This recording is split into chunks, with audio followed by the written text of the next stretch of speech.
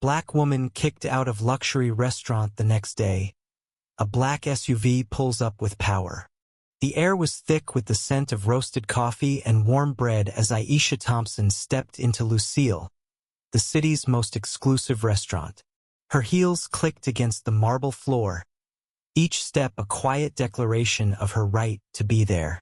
Aisha, a black woman in her early 30s, had spent years building her career as a civil rights attorney. Tonight was her rewarder reservation at Lucille, a place where power brokers dined and deals were sealed. She wore a tailored emerald dress that hugged her frame, her hair swept into an elegant updo. She felt unstoppable. But the eyes that followed her weren't admiring. They were cold, dissecting, and heavy with judgment. The hostess, a young woman with a tight smile, glanced at Aisha's reservation on her tablet. "I'm sorry, ma'am," she said, her voice clipped. "There's no record of your booking." Aisha's heart sank, but she held her composure. "I confirmed it this morning," she replied, pulling up the email on her phone. The hostess barely glanced at it. "We're fully booked. You'll need to leave." Aisha's pulse quickened. She noticed the subtle shift in the room diners pausing mid-bite, wait staff lingering, their whispers like static. "This is a mistake," she said firmly. "I have a right to be here." The manager, a wiry man named Paul with a pinched expression, appeared. "Ma'am, you're causing a scene.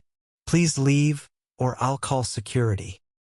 His tone was sharp, his eyes darting to the mostly white clientele, as if protecting their comfort was his only concern. The word "ma'am" felt like a slap, laced with condescension. Aisha's voice rose, steady but fierce. "I'm not leaving until you honor my reservation. This isn't about a booking, it's about who you think belongs here." The room froze. A few diners shifted uncomfortably. Others stared with open disdain. A man in a suit muttered, "She's making it about race." A woman nearby nodded, her lips pursed. Paul's face reddened. "Out. Now."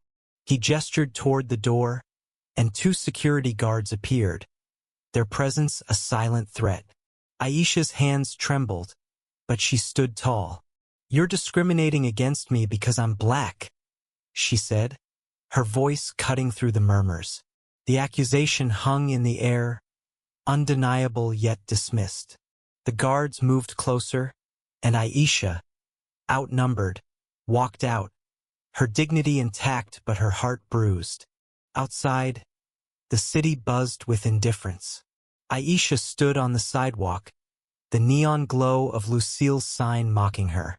A small crowd had gathered, some filming on their phones, others shouting support or slurs. She wanted to scream, to demand justice, but she knew this moment wasn't the end. It was a spark. The next morning, Aisha woke to a flood of notifications. A video of the incident had gone viral, posted by a teenage busboy named Malik who worked at Lucille. He'd been in the corner, unnoticed, filming the entire exchange. His caption read, "This is wrong. She deserved better." The internet exploded. Hashtags like "Justice for Aisha" and "Lucille Racism" trended. Protesters gathered outside the restaurant by noon, their signs demanding accountability.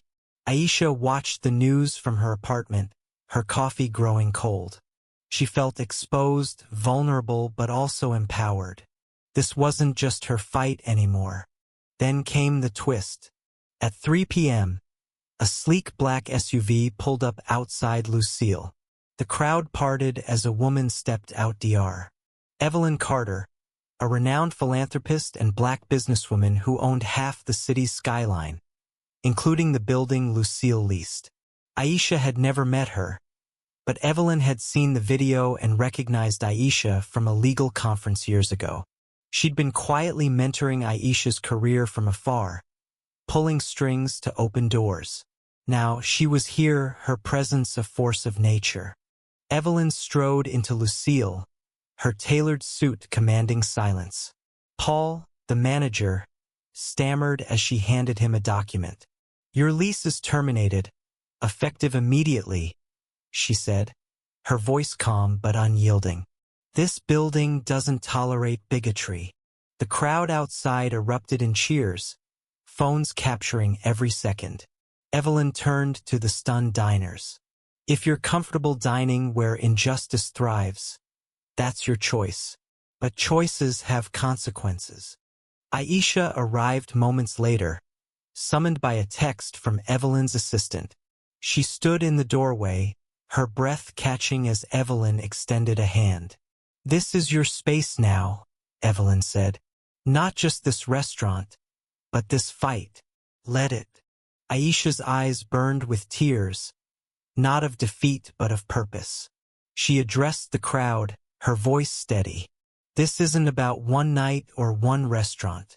It's about every door we're told we can't enter. We'll keep knocking until they open." The next day, Lucille's owners issued a public apology, firing Paul and pledging to retrain staff. But Aisha knew apologies were cheap.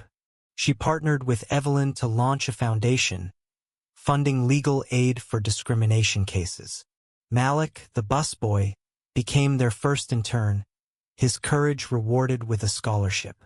The restaurant space was transformed into a community hub, hosting forums on racial justice. Aisha's name became a beacon, her story a reminder that dignity could spark change.